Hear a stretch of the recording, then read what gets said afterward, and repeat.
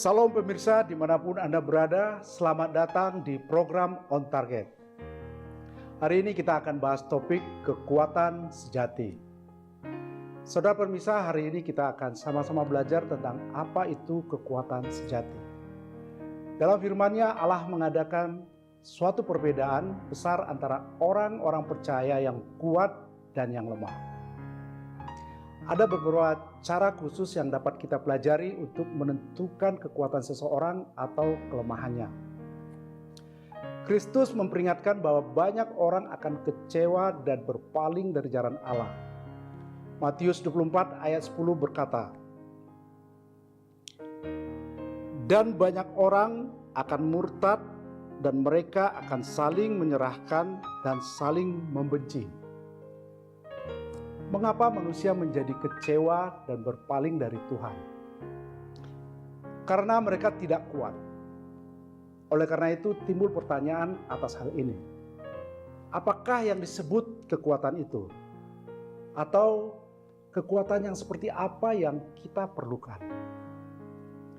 Saudara pemirsa, Matius 7 ayat 22-23 adalah suatu pemandangan yang menakutkan di hadapan kursi penghakiman Kristus.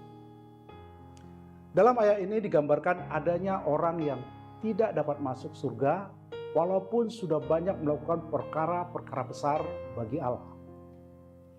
Terkadang orang yang kita anggap sebagai orang yang kuat dan memiliki segalanya ternyata sama sekali tidak seperti apa yang kita lihat.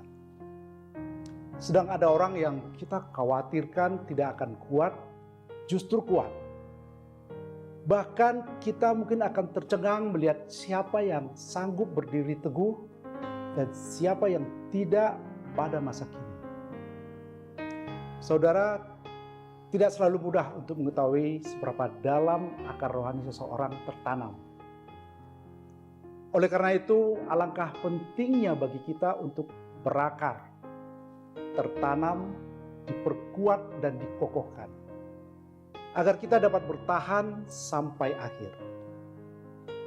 Saudara pemirsa, penguasaan diri adalah standar yang Allah gunakan untuk mengukur kekuatan seseorang. Amsal 16 ayat 32 berkata, "Orang yang sabar melebihi seorang pahlawan. Orang yang menguasai dirinya melebihi orang yang merebut kota." Kemampuan untuk mengendalikan diri dari semua hawa nafsu dan perasaan kita mengungkapkan apakah kita seorang yang kuat atau tidak.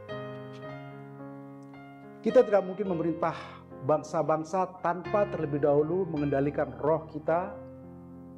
Oleh sebab itu, sasaran kita adalah menjadi perkasa di dalam roh. Oleh karena itu, kita memiliki kekuatan sejati. Kita dapat mengukurnya dengan satu, hikmat adalah kekuatan. Amsal 24 ayat 5 berfirman, Tuhan berkata, orang yang bijak lebih berwibawa daripada orang kuat. Juga orang yang berpengetahuan daripada orang yang tegap kuat. Dua, kerendahan hati adalah kekuatan. Saudara, orang Kristen yang benar-benar rendah hati memiliki ketenangan dalam jiwanya. Matius 11 ayat 28-29 berkata, "Marilah kepadaku semua yang letih lesu dan berbeban berat. Aku akan memberimu kelegaan kepadamu." Tiga, mengatasi kegagalan adalah tanda dari kekuatan.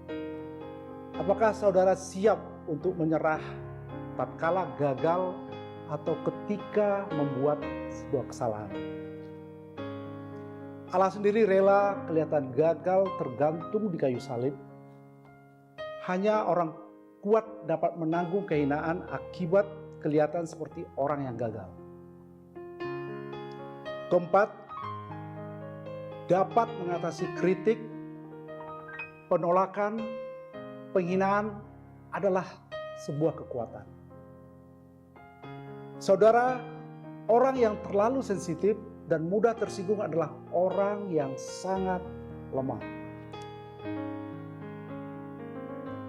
Kita tidak akan dapat menyentuh apapun juga dalam kehidupan orang yang terlalu sensitif tanpa melukai hati mereka atau membuat mereka sedih dan putus asa. Yesus memperingatkan bahwa hal-hal yang mengecewakan pasti akan datang. Tetapi berbagailah orang yang tidak menjadi kecewa, karena kalau kita mudah kecewa dan tersinggung, kita tidak kuat. Kelima, tatkala kita telah mengalahkan ketakutan, itu merupakan sebuah kekuatan. Saudara permisa, rasa takut melenyapkan iman dan kekuatan kita.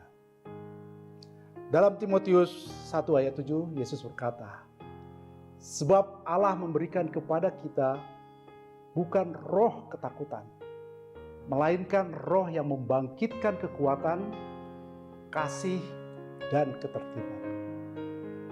Ketakutan adalah suatu musuh karena menghalangi kita untuk melakukan kehendak Allah. Tetapi dia dapat dikalahkan, yaitu dengan cara mengambil tindakan terhadap ketakutan itu untuk menghadapi dan menaklukkannya. Bila kita menghadapi hal-hal yang kita takuti dengan kasih karunia Allah, maka perlahan-lahan kita akan berhasil mengalahkan ketakutan kita.